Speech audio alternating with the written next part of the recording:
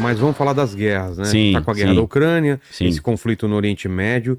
O que que a gente pode aprender com essa guerra e espelhar ela com a Segunda Guerra Mundial, que é a mais recente que a gente teve? Então, como o nosso tema, a gente trata da Segunda Guerra Mundial e os super soldados e o ocultismo ali, né? Esse tema é super interessante. Já abordado, né? Desde Indiana Jones, Hellboy. Poxa, exatamente. A gente... Existia essa busca mesmo. Existia. Isso está documentado Não só pelo nazismo, mas também os Estados Unidos fez também testes psíquicos Sim. Total. com soldados e tudo mais. Exato. É mesmo. Vou dar o nome dos projetos todos Tá. dos cientistas e das universidades e das bases militares, né? No caso dos Estados Unidos, por exemplo, o projeto Stargate, que era para criar paranormais do exército, era no Fort Meade, né? E está muito bem documentado no livro Os Homens que Encaravam Cabras, né? O livro, não o filme.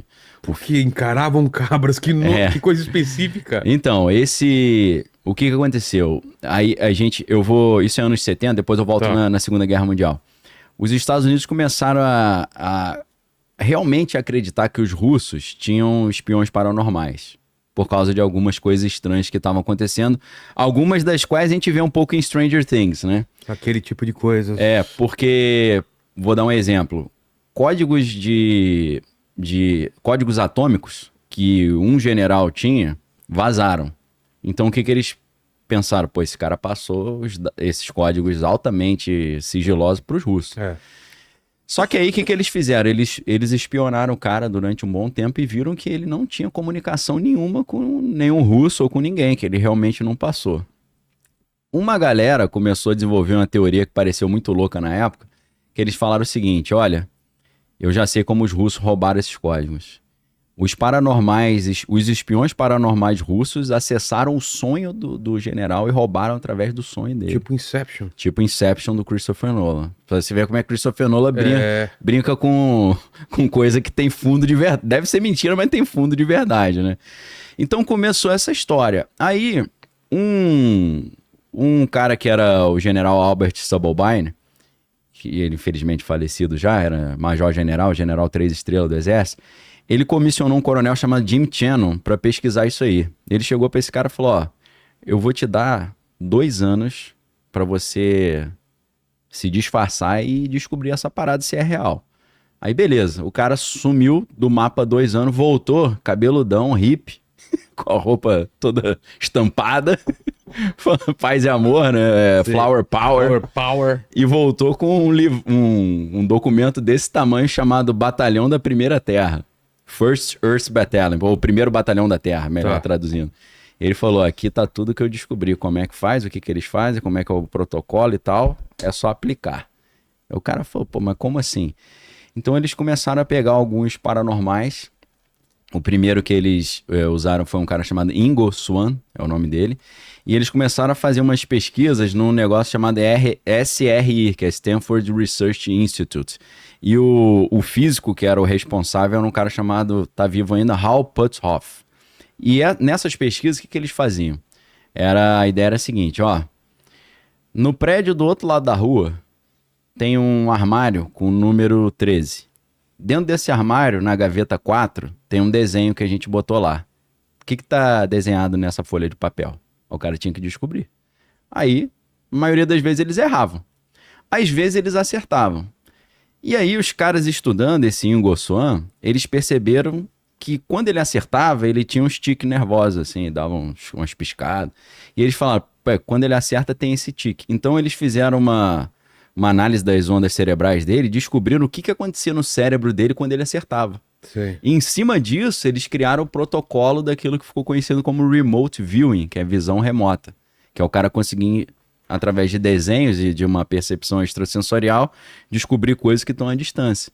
Então aí eles refinaram de um acerto de 20% para um acerto de 70%, por exemplo. E, por incrível que pareça, um dos caras que participaram dessa primeira fase do projeto foi ninguém menos do que o Uri Geller. É mesmo? O Uri Geller participava. O cara que entortava garfos. Entortava os garfos. E, inclusive, o livro Os Homens que Encaravam Cabras, que é bem diferente do filme. O filme é uma comédia em cima de uma história real. Mas representa os personagens originais do filme, que é o Joseph McMonagall, o Major Ed Dames, o Jim Channel, né? O Jim Channel é o Jeff Bridges que faz. O Major Ed Dames é o Kevin Spacey. O Ewan McGregor faz o papel do jornalista, do John Ronson. Então, o livro começa com o jornalista entrevistando o Uri Geller. Pô. E ele falando, eu participei desse projeto mesmo, projeto Stargate. A história do Uri Geller é muito estranha, porque o Uri Geller ele era membro do exército de Israel e dizem... Tá lá, mora lá. É israelense mesmo, né? Daí o nome, né, diferenciado. Ele... Aí o Ingo Swann, esse é o Ingo Swann. Tá mostrando ali o remote viewing, né, os desenhos. Tem desafios ao vivo que eles fazem, é sensacional. O cara acha a criança perdida. O cara... fizeram um com o outro cara, que é o Joseph McMonagle. Um jornalista da BBC tava na rua e ele tinha que desenhar onde o jornalista tava. Ele desenhou perfeito a ponte, a torre, em tempo real. Então é um negócio impressionante mesmo. Ó, o Uri Geller entortando os garfos lá. Então a história do Uri Geller é muito interessante porque dizem, né, que, por exemplo, ele tava assim no quartel, aí passava um blindado, ele encostava no blindado e parava. Pô. Aí ele entrava num prédio e fazia uns negócios lá, caía a luz do prédio. Então ele fazia essas brincadeiras assim pra divertir a galera, né? Tinha alguma coisa. Tinha algo estranho, né? E aí ele previu aquela situação que aconteceu em Munique, que pegaram os atletas de Israel, né? Tô tomando cuidado com os termos aqui pra não dar zebra. Que infelizmente vários acabaram perdendo a vida. Fez um filme também. Exato. Então, o que ele fez? Ele, através, usando essas técnicas, ele visualizou isso. E ele falou pro pessoal, não mande os atletas para essa Olimpíada que vai dar problema. Os caras zoaram ele e aconteceu. Aí ele falou, nunca mais trabalho para vocês. Nunca mais, porque vocês não acreditaram em mim. Várias vidas. Que aconteceu. Aí ele foi trabalhar para a CIA. E pro exército americano fazendo o projeto Stargate. Então, assim, o Uri Geller participava e... O major general, né, que é o general Albert Stubblebine, ele falava que o objetivo último deles era desenvolver... São habilidades assim, como essa de remote viewing, mas o topo seria matar uma cabra só olhando para ela. Por isso o nome. E aí os caras perguntaram, mas vocês chegaram a esse ponto? Ele falou, chegamos. A matar? Ele falou que sim. Porra! O John Ronson no livro, que é um livro de jornalismo investigativo, né? Não é um livro de teoria da conspiração. Inclusive o cara é cético, né? Ele vai pesquisando, falando, não acredito, acho que é mentira, esses caras são loucos. Mas ele falou que ele viu um dos caras dar um nocaute num camundongo. Ele achou até que o camundongo tinha morrido. O camundongo tava numa jaulinha, aí o cara ficou olhando pro camundongo, do nada o camundongo caiu. Porra! Caiu de barriga pra cima. Mas depois ele voltou. Aí falou, isso foi o máximo que eu vi. Eu nunca vi ninguém matando cabra olhando, não. E ele dizia também que o objetivo era os caras passarem por paredes. Conseguir passar pela parede, né? E aí, então, daí o nome Os Homens que Encaravam Cabras, que criou esse projeto Stargate, que é o primeiro batalhão da Terra. Isso tudo nos anos 70? Isso nos anos 70, mas o projeto continuou. Na verdade, o que aconteceu? Quando esse projeto chegou na mídia, aí eles tentaram dar uma escondida no projeto. O que eles falaram? Não, esse projeto já teve, mas a gente está encerrando porque a taxa de acerto é muito pequena. A taxa de acerto é só 20%. Aí o Joseph McMonagle, que é eu acho, não sei se ele é sargento do exército, ele tá com 80 anos já. Ele falou o seguinte, olha, não é bem assim. Por quê? A nossa taxa de acerto era 20%, isso é verdade, mas tem um porém. O que a CIA e a inteligência do exército, da Marinha e da Aeronáutica não conseguia resolver, assim, os casos irresolvíveis, eles passavam pra gente. Pro projeto Stargate. Ou seja, dos casos irresolvíveis, a gente resolvia 20%. Ah, tá. Que é uma taxa maravilhosa, pô, não é não? Então, o que aconteceu? Eles fizeram o que no meio da inteligência chama um hangout limitado. Um limited hangout. O que é isso?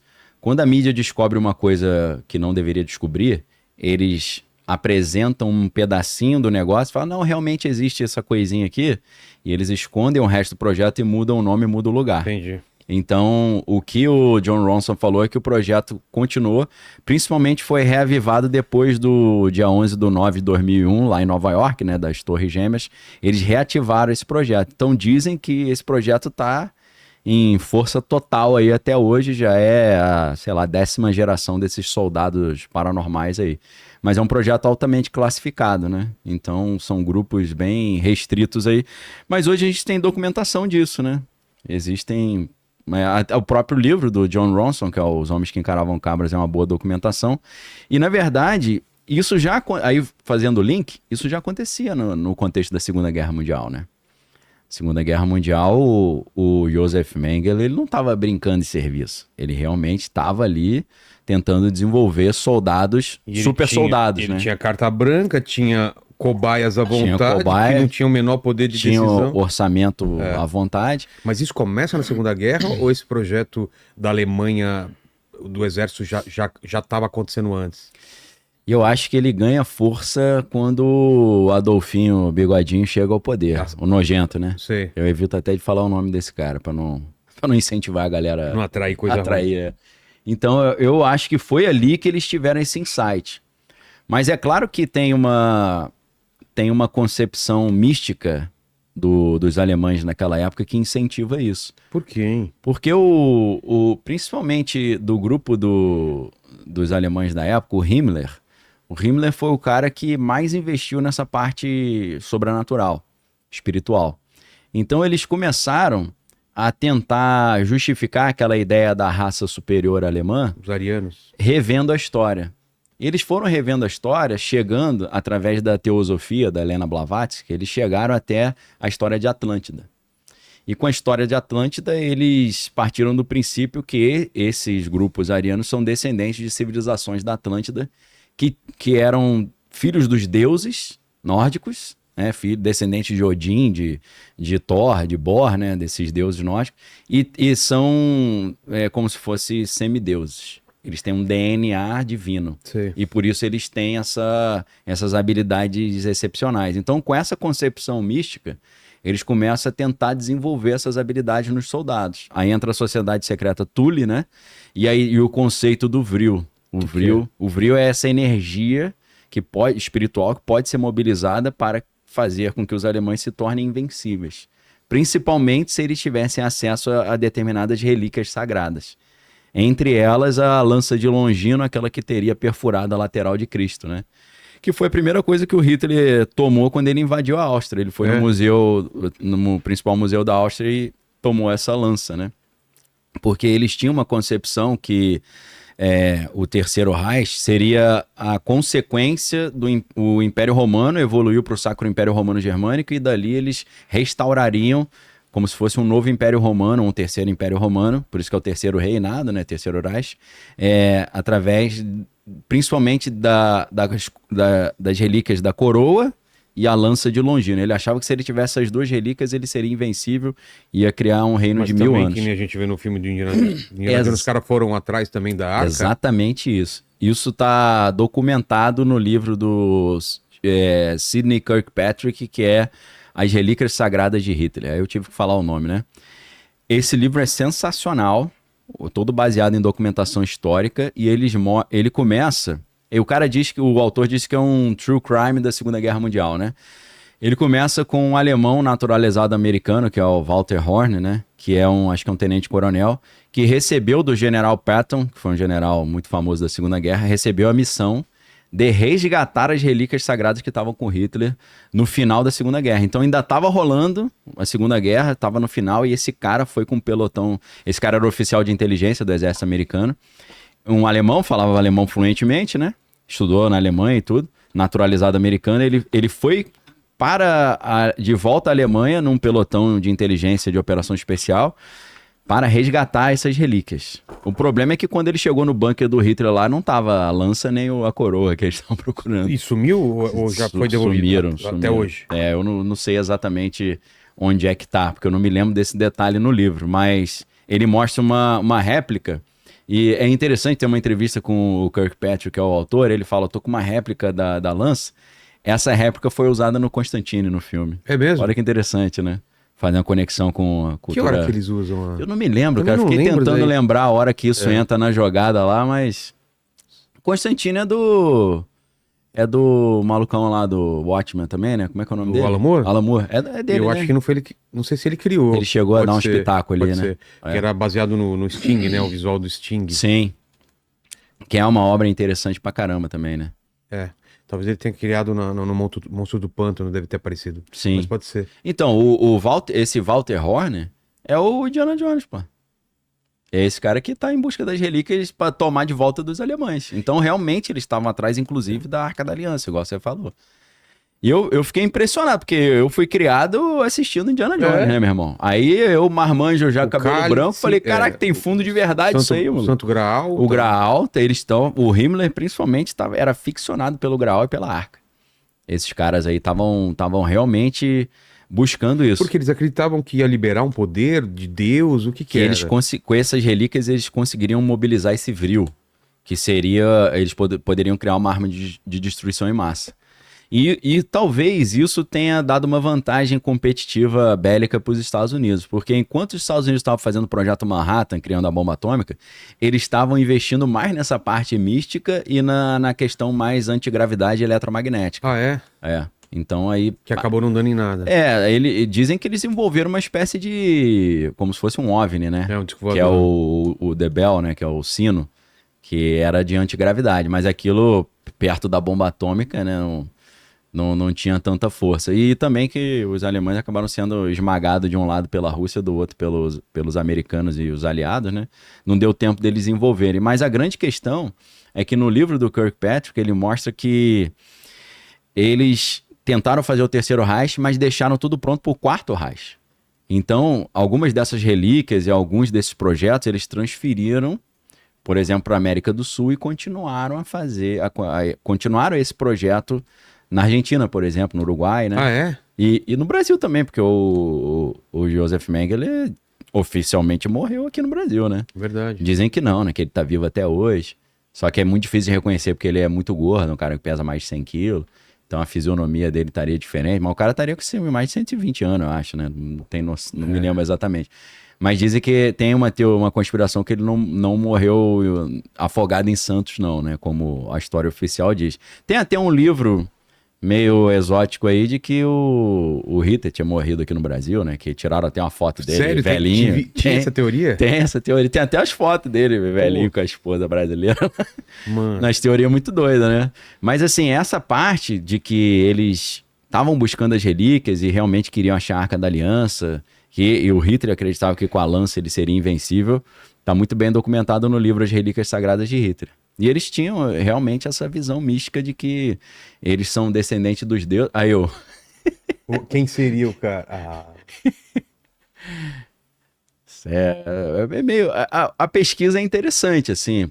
Eu não parei pra destrinchar, mas parece ser bem documentado. Mas é surreal, né? Surreal imaginar isso aí, né? Parece um Marquito. Marquito, né? Mas essa busca do ocultismo era uma coisa pessoal também do Hitler? Era pessoal também. Ele tinha essa... Por que ele tinha essa fixação? Ele tinha uma religião, alguma coisa? Então, eles tinham essa ideia das religiões nórdicas tradicionais, né? Então, eles achavam realmente que eles eram descendentes dos povos, eles chamam de Lemúria, né? Que eram os lemurianos lá da Atlântida. E que eles são os herdeiros dessa raça de semideuses que governavam o planeta Terra antes do cataclisma, né? Ou o evento que aconteceu que afundou a Atlântida, né?